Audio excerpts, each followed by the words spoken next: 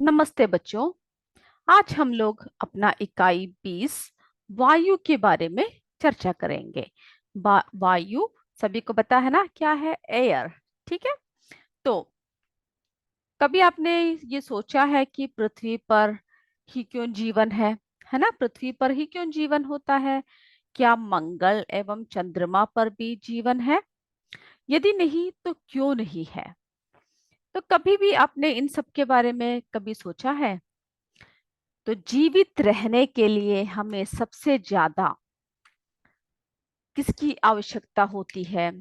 हमारे लिए वायु। किसकी आवश्यकता होती है? वायु की। जीवित रहने के लिए हमें वायु की पहली आवश्यकता है। जल के बिना हम कुछ समय जीवित रह सकते हैं, है ना? परंतु वायु के बिना हम जो है एक पल भी जीवित नहीं रह सकते, है ना? क्योंकि हमारा पृथ्वी पर पर्याप्त मात्रा में वायु एवं जल है। इसी कारण क्या है, यहाँ पर पशु पक्षी पेड़ पौधे मनुष्य आदि का जीवन है। तो हम ये कैसे जानेंगे कि हमारे आसपास वायु है? ठीक है। तो ये कैसे जानेंगे कि हमारे आसपास क्या है? वायु है।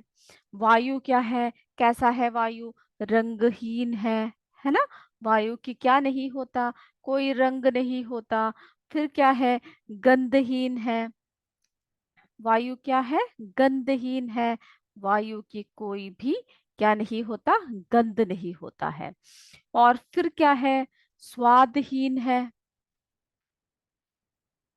स्वादहीन है ना? कोई भी स्वाद नहीं होता, ये हमें दिखाई नहीं देता, परंतु हम जो है वायु की उपस्थिति महसूस कर सकते हैं। कैसे कर सकते हैं?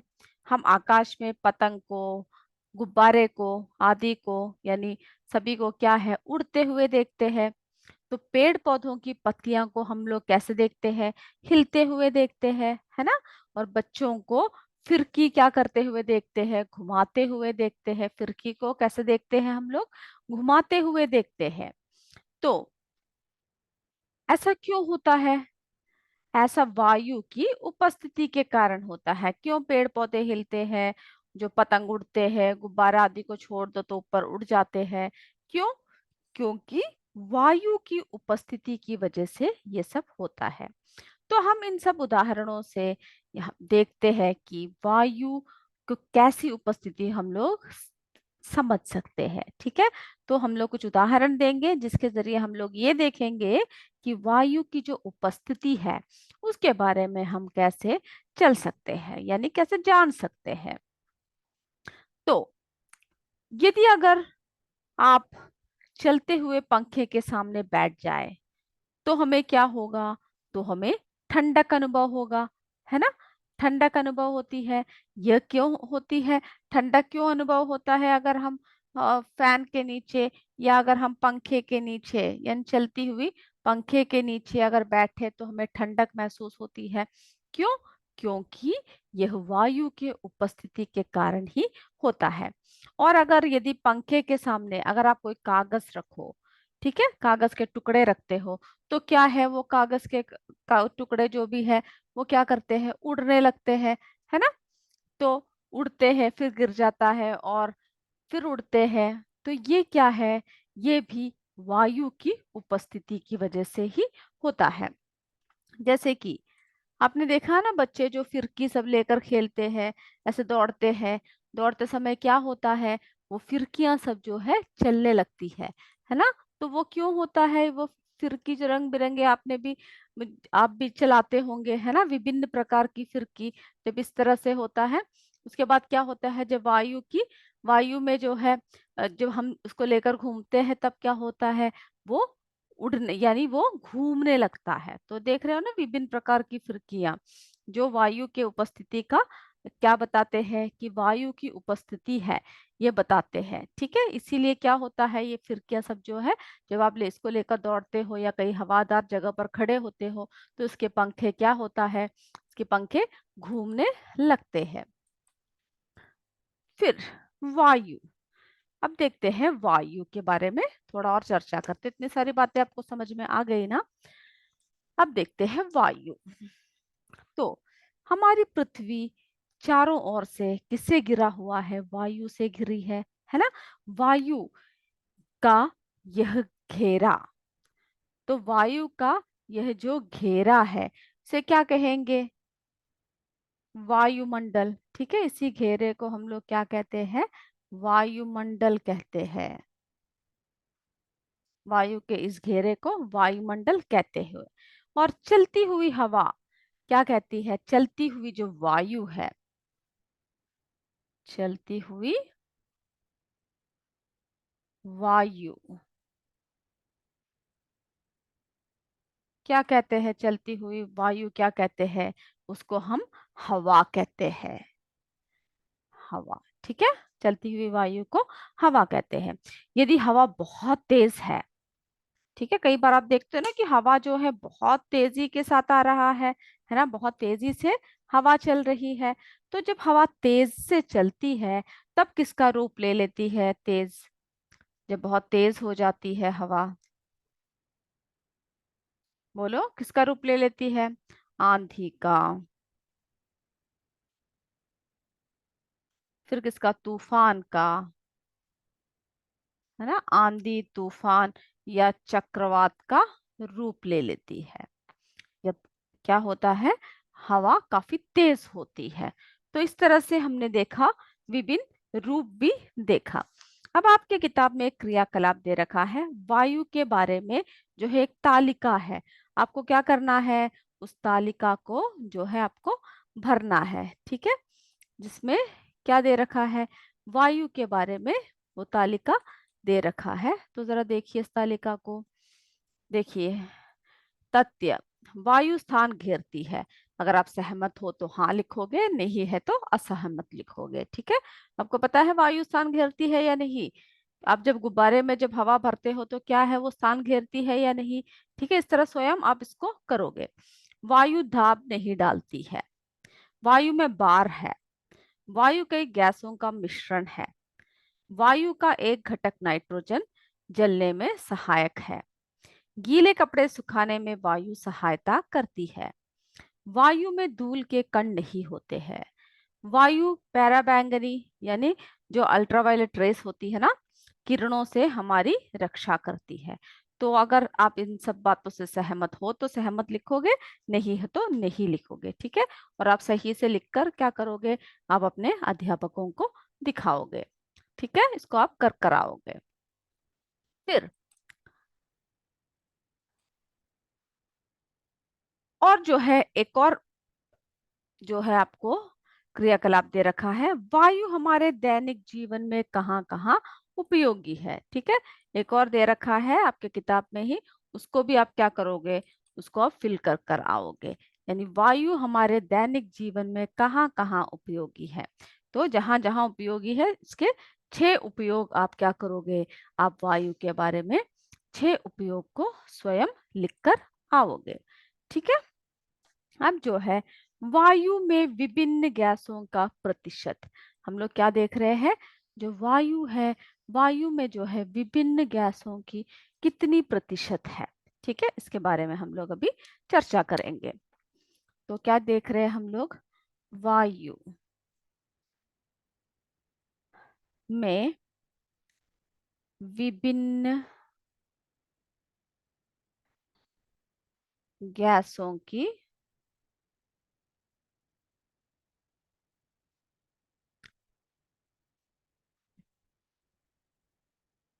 प्रतिशत।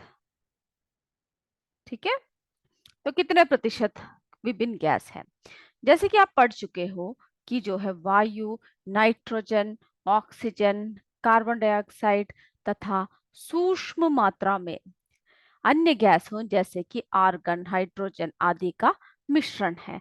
तो हम लोग जरा देखते हैं कि इसका संगठन क्या है। ठीक है, हमें पता है कि वायु क्या है? वायु क्या है?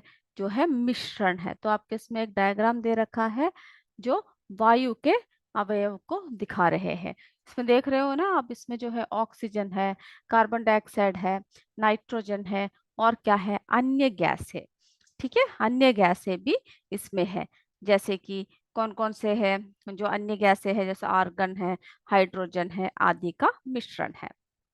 तो इसमें जो है हम देख रहे हैं कि जो नाइट्रोजन है, नाइट्रोजन जो है कितने प्रतिशत है इसमें, नाइट्रोजन का, नाइट्रोजन कितने प्रतिशत है, 78। ठीक है, नाइट्रोजन, नाइट्रोजन ये कितना प्रतिशत है, 78%, यानी 78% प्रतिशत। फिर जो है ऑक्सीजन देखते हैं कितने प्रतिशत है, ऑक्सीजन, ऑक्सीजन जो है कितना प्रतिशत है, 21%। ठीक है, 21%। अब जो है कार्बन डाइऑक्साइड,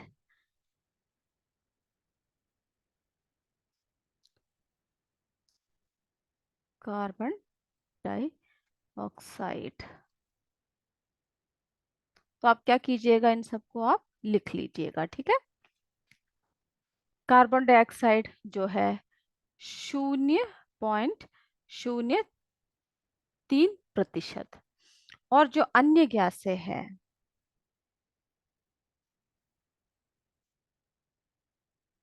अन्य गैसें कितने प्रतिशत है, 0.97। ठीक है, 97%, 0.97%।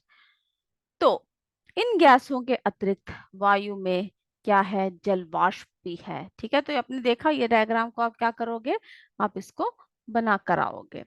तो इन गैसों के अलावा जो है वायु में क्या भी है, जल वाष्प भी है। ठीक है, वायु में हमने ये सब देखा ना। अब क्या है, हम लोग क्या देख रहे हैं, वायु में और भी क्या क्या है, वायु में जो है जल वाष्प भी है, वायु में क्या है, जल वाष्प भी है। ठीक है, वायु में क्या है, जल वाष्प।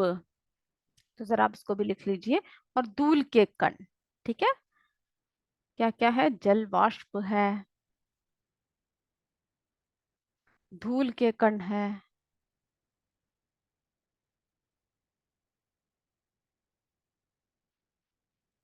ठीक है, तथा अन्य घटक भी उपस्थित रहते हैं जिनकी मात्रा में क्या होता है, परिवर्तन होता रहता है। तो ऑक्सीजन एवं कार्बन डाइऑक्साइड हमारे जीवन के लिए बहुत आवश्यक है ना। ऑक्सीजन क्या है, ऑक्सीजन और कार्बन डाइऑक्साइड हमारे जीवन के लिए बहुत आवश्यक है। तो आइए हम वायु की, इनकी उपस्थिति का हम लोग क्या करते हैं, उपस्थिति के बारे में हम लोग पता करते हैं। ठीक है, तो सबसे पहले हम देखते हैं वायु में जल वाष्प की उपस्थिति।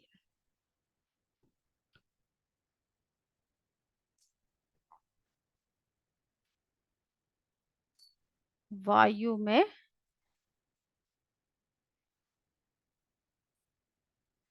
जल वाष्प की उपस्थिति।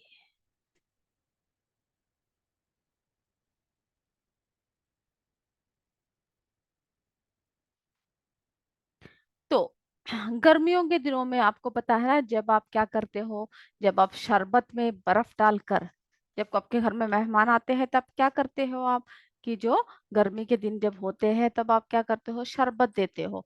और जब शरबत देते हो तब आप क्या करते हो, पानी में क्या डालते हो, बर्फ को डालकर। ठीक है, ये जो चित्र 20.3 में दे रखा है, वायु में जल वाष्प को दर्शाना।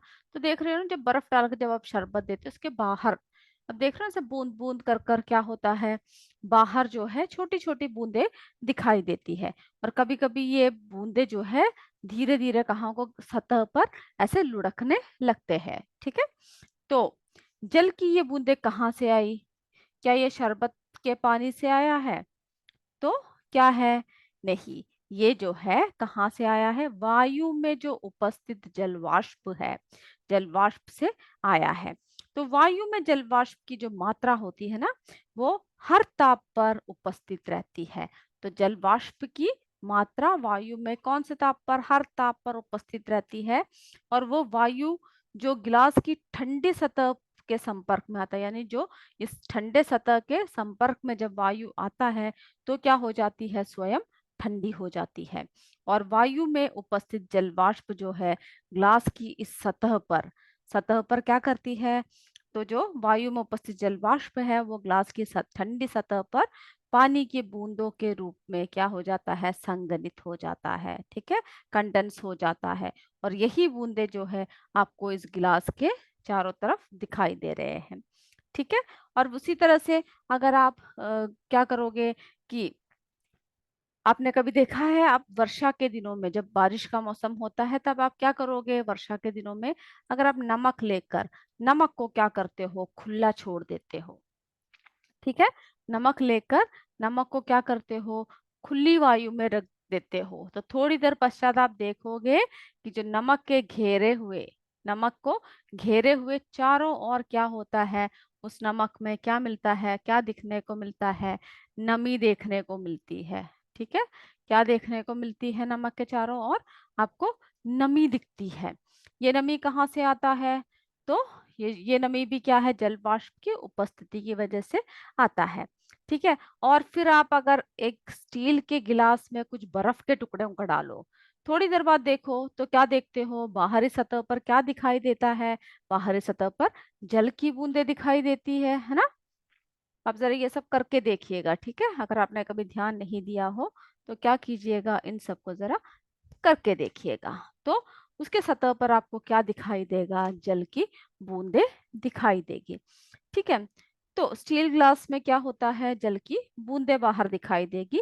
इसी प्रयोग को हम यदि वर्षा के मौसम में करें तो क्या अंतर दिखेगा, वर्षा के मौसम में क्या होगा कि जो वायु में जो अधिक जल वाष्प की उपस्थिति के कारण जो है गिलास की बाहरी सतह पर अपेक्षाकृत अधिक जल की बूंदें दिखाई देगी, ठीक है। तो हमने क्या देखा कि अगर हम गिलास में बर्फ के टुकड़े डालें तो उसकी सतह पर क्या दिखाई देगा, जल की बूंदे। लेकिन यही अगर हम जो है परीक्षण जो है वर्षा के मौसम में करें, ठीक है, वर्षा के मौसम में अगर हम यही परीक्षण करें तब क्या है, अधिक जल वाष्प की उपस्थिति के कारण गिलास में क्या होगा, बाहरी सतह पर अपेक्षाकृत अधिक जल की बूंदे दिखाई देगी, ठीक है। अब देखते हैं हम लोग स्थान एवं समय के साथ जल वाष्प की क्या है, मात्रा में परिवर्तन, ठीक है। स्थान एवं समय के साथ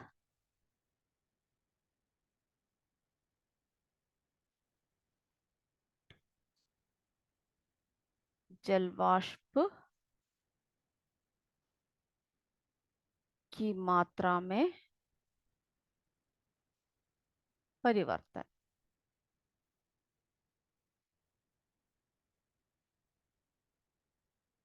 ठीक है।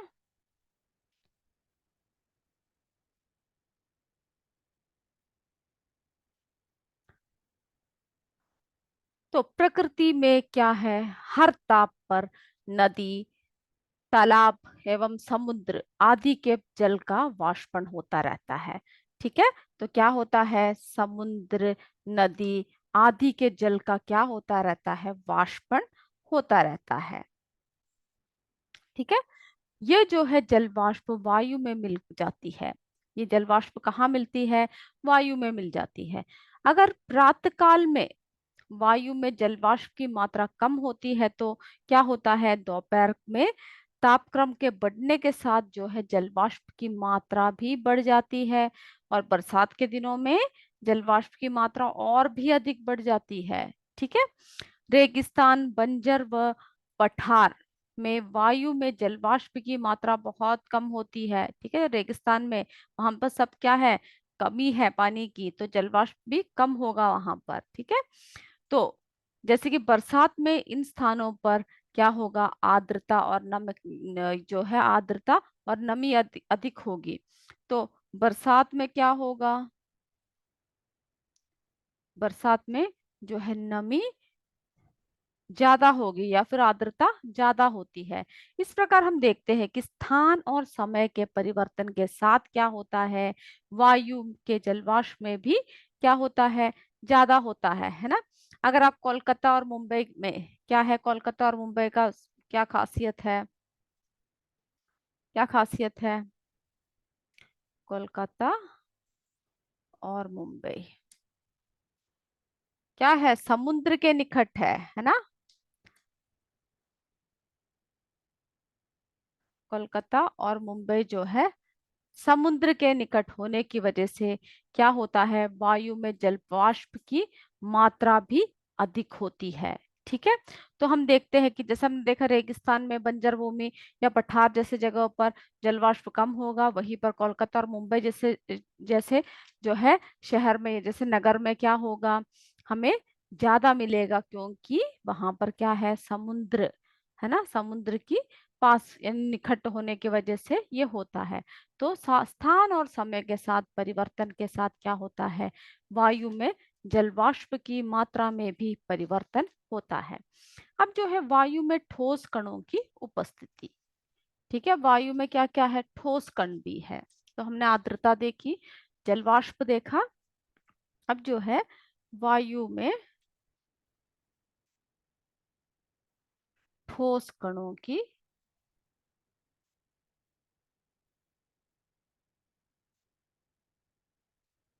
उपस्थिति।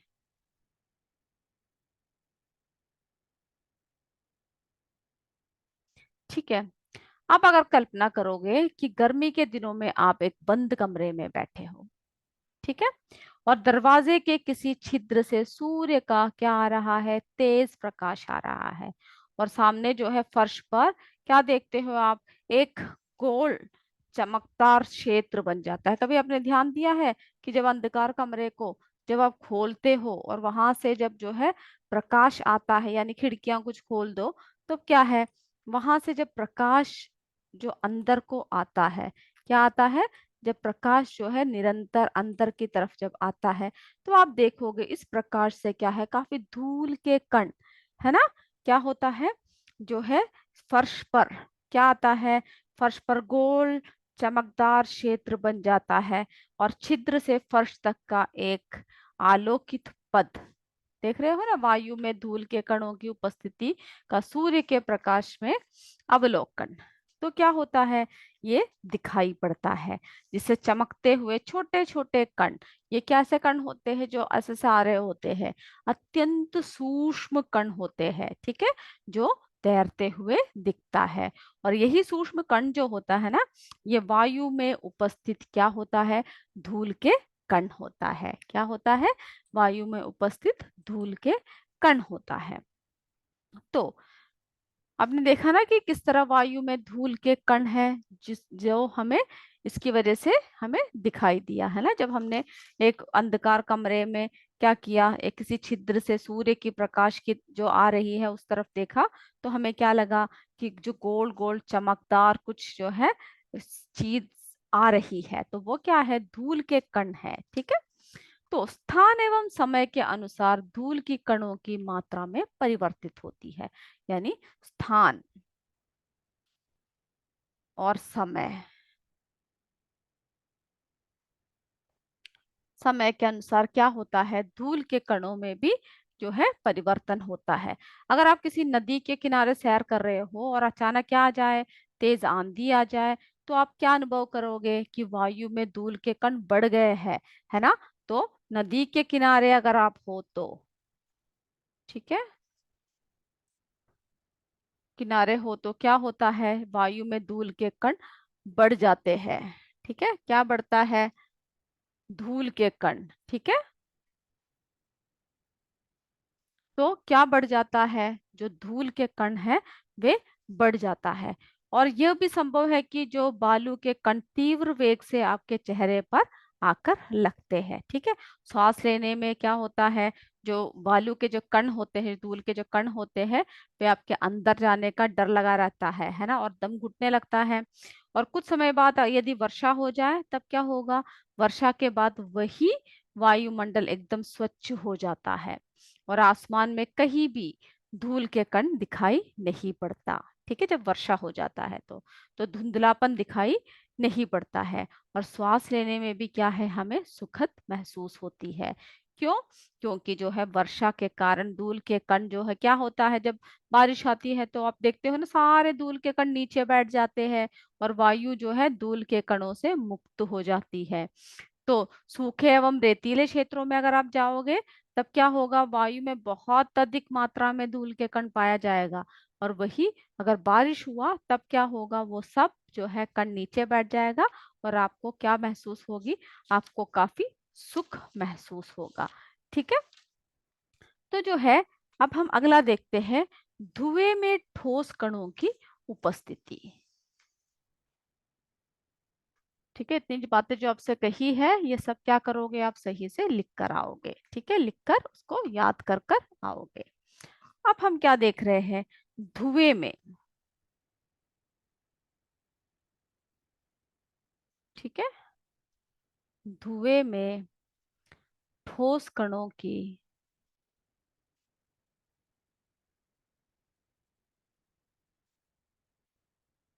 उपस्थिति।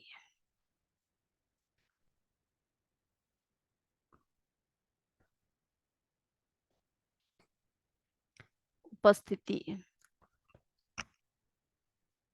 ठीक है, तो क्या है, आपने ट्रैक्टर, आपने कभी देखा है जो ट्रैक्टर से जो धुआं निकलता है, जिसे पाइप से, जैसे कि पाइप में, किसी पाइप से क्या है, धुआं जब निकल रहा हो, उसके ठीक ऊपर वाला हिस्सा जो है, अगर क्या हो, कैसा होता है, थोड़ा सा मुड़ा हुआ होता है, जिससे क्या होता है, वर्षा का जल उसके अंदर ना जा सके। ठीक है, तो उसका पाइप सबका जो मुंह होता है वो थोड़ा मुड़ा हुआ होता है। और मुड़े स्थान के सिरे पर कैसा पदार्थ जमा रहता है, एक काले रंग का पदार्थ जमा रहता है।